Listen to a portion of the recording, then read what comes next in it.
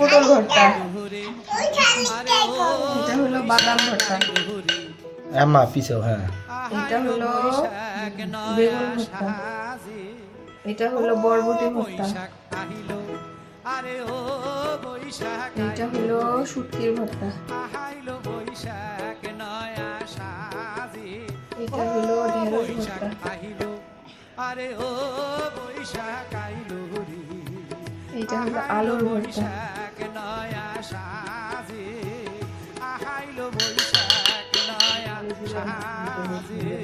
এটা হলো কালো জিরা ভর্তা, এটা হলো ধনিয়া পাতা ভর্তা।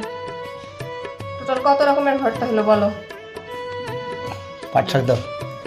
হলো 10 রকমের ভর্তা আছে। পাট শাক দাও। দিচ্ছি।